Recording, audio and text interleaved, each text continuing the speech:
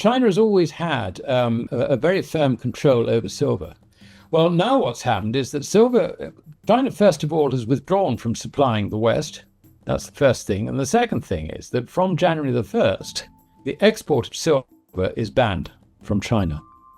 So you can see that this is creating a huge, great problem in the markets. Now, history of the derivative system, it was originally brought in and sanctioned by the US Treasury as a means of suppressing prices of commodities, particularly gold and silver, but particularly gold, by diverting demand away from bullion into paper bullion, if you like, bits of paper. And this sort of fitted in quite well with the regulatory situation which evolved in the early 1980s, whereby regulated investments were defined as stocks, shares, bonds, so on and so forth. But unregulated investments included gold, silver, and copper and other commodities. Because they were not regulated, it basically means that the compliance officers will limit what an investment manager can do in terms of investing in physical gold, physical silver, and so on and so forth. So what this meant was that there was a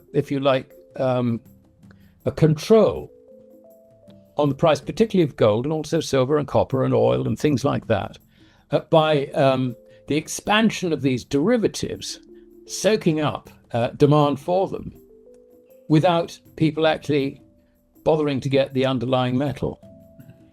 And so consequently, the prices of underlying metal didn't rise.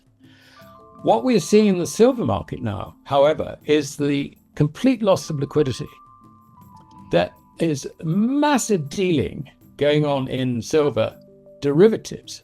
But of course, rather like a tire hitting the road, there comes a point, if you like, where people actually want the physical.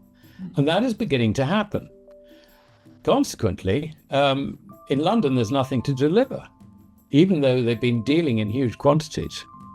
And the squeeze on COMEX has been evidenced, if you like, by the fact that silver's shooting into new high ground, while at the same time open interest is declining.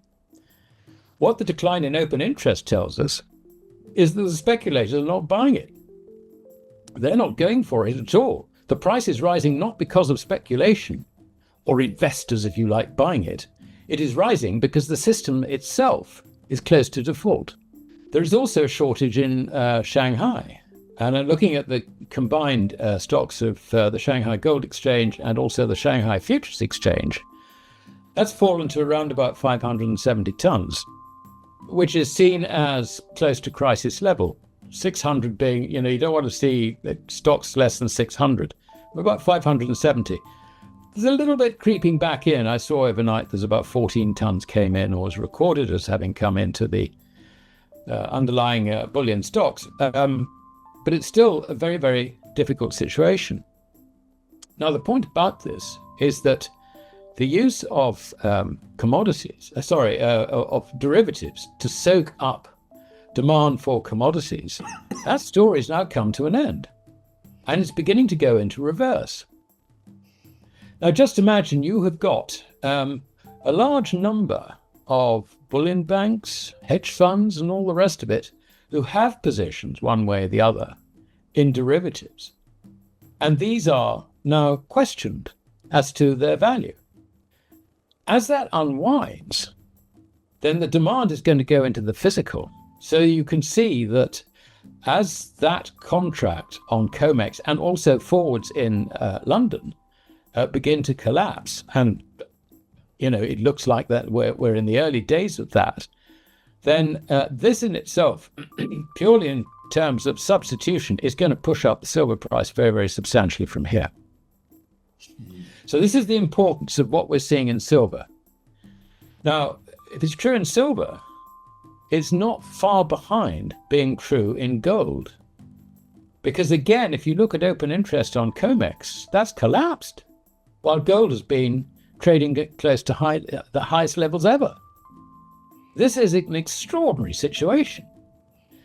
They're both becoming what have been described as Giffen goods. In other words, the normal laws of supply, demand, and price have been completely suspended. Instead, what happens is that as the price rises, it creates buyers and reduces supply, which pushes the price up even further. Yeah. And that's what we're seeing. And this is actually undermining. It started with silver. I think it's going to follow through into gold. I mean, all the indications are there that it will. It's beginning to undermine the most important derivative contracts in the whole of the derivative system. Now, you may think that this is an exaggeration, but bear in mind that the banks and all the rest of it who have these positions are counterparty risk the whole way across the entire derivative landscape. So what we're seeing is the potential failure, and certainly if we don't get immediate failure, concerns that there will be a failure of derivative counterparties in the whole of that space. Now we're talking about trillions of notional value affected by this.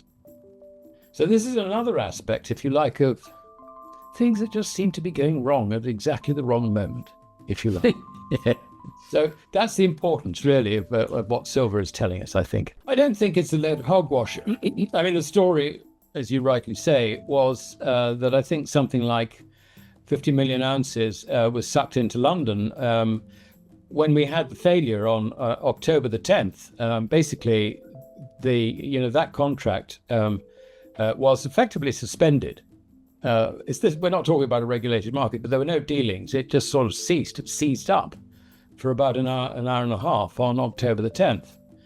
And consequently, there was an arbitrage coming out of China.